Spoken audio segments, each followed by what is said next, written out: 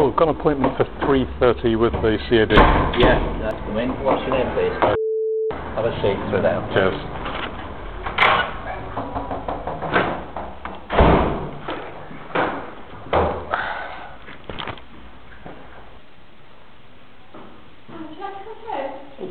Cheers. Just caught me by surprise there.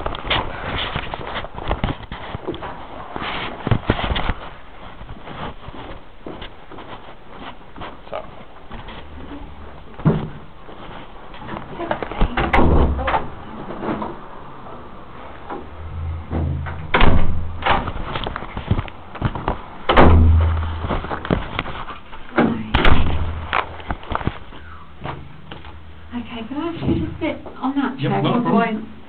It's I'll put the bag that side. Yeah, that's great, thanks. Right, what can we help you with? Right. It's quite a sort of long-standing problem.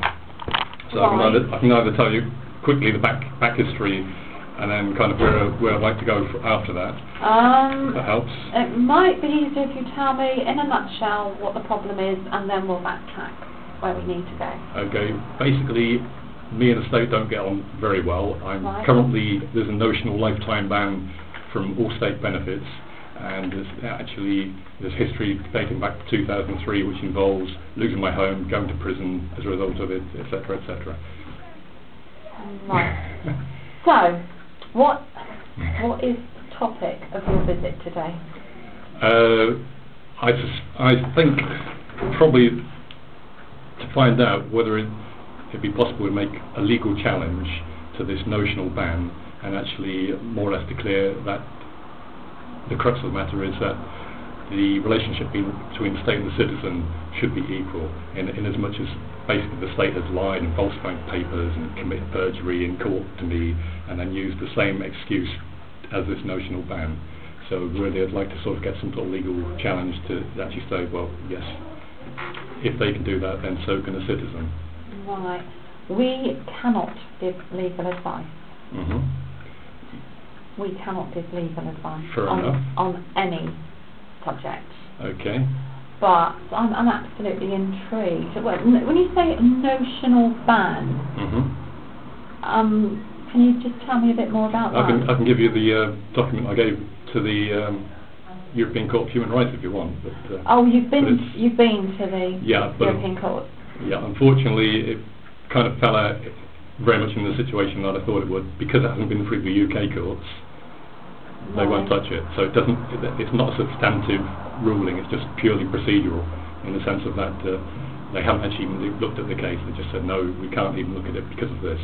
Right. But my point of actually not going to the UK courts in the first place is because I can't get legal aid either because of this notional ban from lifetime from state services, and the Legal Services Commission have also said they'd even put that in writing. Right. Do you have any one document that summarises this notional ban?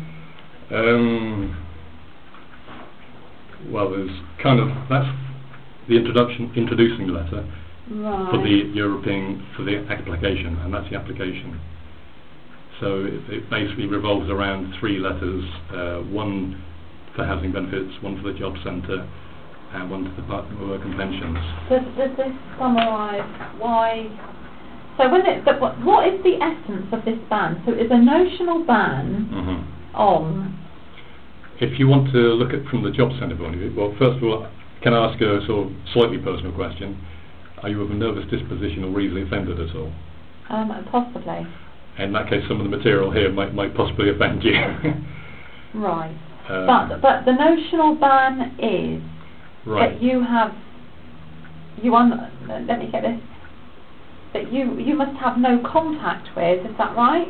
No. Yeah, and no. Right. Let's just list this. So no contact with. Starting with the job centre. Job centre plus, yeah. They gave me a 3-month ban back in 2007, but based on something that happened on I think it was the 5th of April. However, they refused to clarify what happened there. They said it's in their solicitor's letter, and the solicitor's letter, which I can show you a copy of, just says for what happened on the 5th of April, so it doesn't give us any more detail than that. Right. So without giving me the details, Job Centre Plus has banned you from having any contact with them. It was supposedly 3 months, but because they refused to answer or give details, of course, if I went back in there, they can just make it up again, purely off the cuff, so consequently it's notionally a lifetime ban. Right, okay. So, right, so with Job Centre Plus and... With housing benefits, last time I applied for housing benefit, which was again, I think, I don't know if it's 2002, 2008, it's actually in there. Right, because so that's at Southampton City Council. Yeah, because the notes I added say basically I feel perfectly entitled to lie, cheat, falsify documents in exactly the same manner as you have done since 2003. So, in other words, I will behave in the same manner as you have until it's rectified. And right. they've said, this is unacceptable and we will not process it.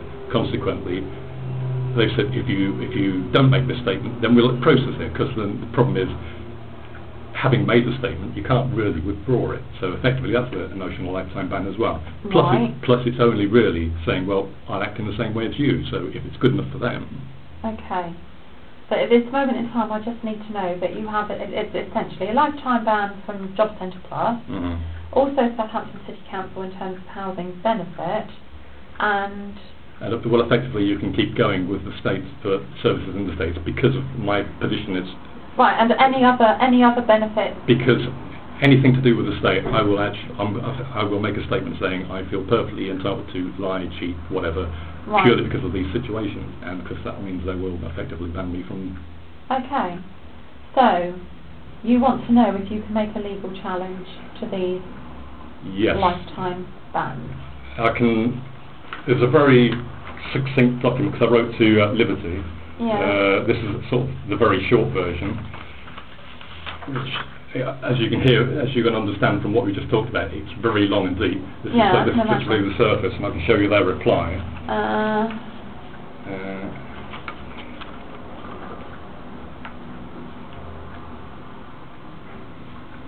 Right. I suspect, without even going any further, that you need legal advice. And of course, the problem then being, of course, it has to be free legal advice.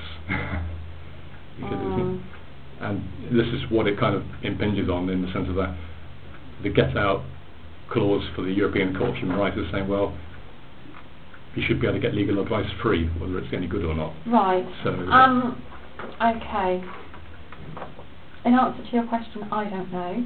I need to go and ask people who are a lot smarter than me. Yes, it's very complicated. In terms of what you said about am I easily offended, if I were to hand this to someone else, is it obvious? I'm not sure if within there's something offensive. There are in some of the documents. In fact, you see, this is... Just so we know what we're talking about. This document, I mean, it might say, I'll just say that a couple of the words. It might say to, like, Southampton City Council, you're a bunch of tossers, that sort of thing. Right. Or wankers or whatever. Yeah. There's a whole series of documents which go with this. It's all actually on the CD-ROM, whereas that's on there and they link together and you can actually see all the documents from there. So without reading all of this and digesting, Liberty has said they can't help you, is that right? Yeah, because they say that they see it as a benefits issue, and they recommended things. Are you receiving any benefits at all at the moment?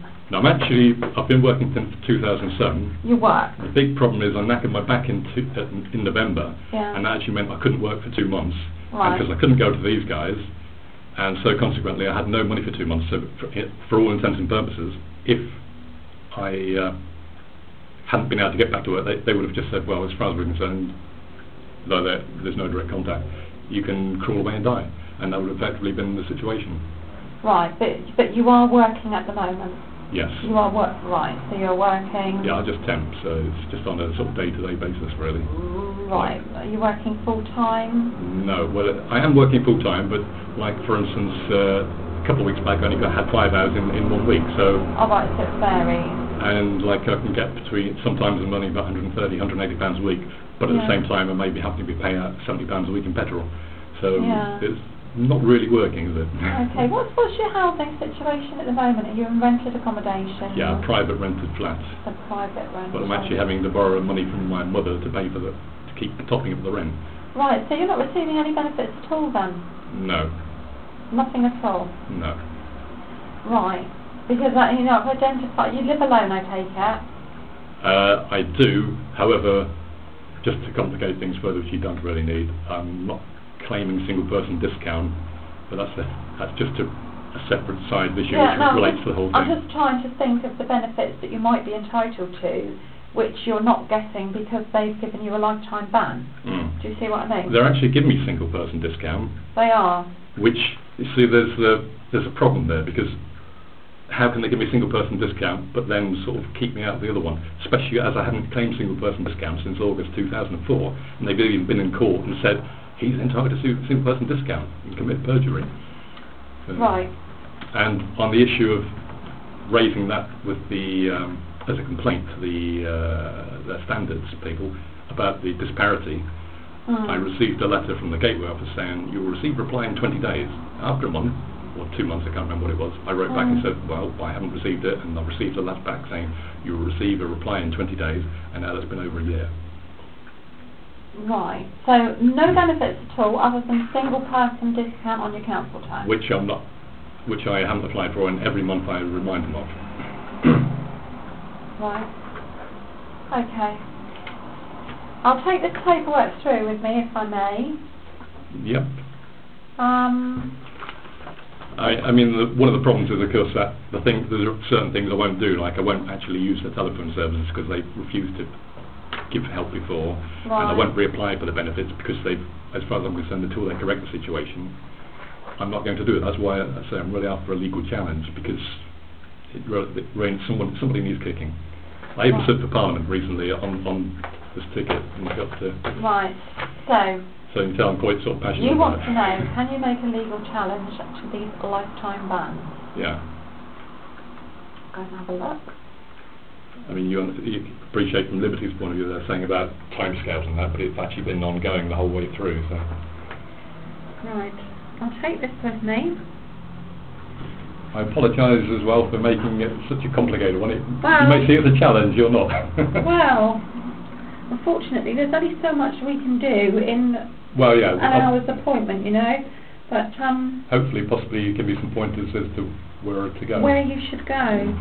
I'll go and take a look. Can you just read through, check that you're happy with the information we will keep on our system about you? You are happy if you complete the bottom, ignore the top. We obviously need some of those documents back, not necessarily all of them. Yes, I know, it's just so that we can have a good look between us. Okay. All right.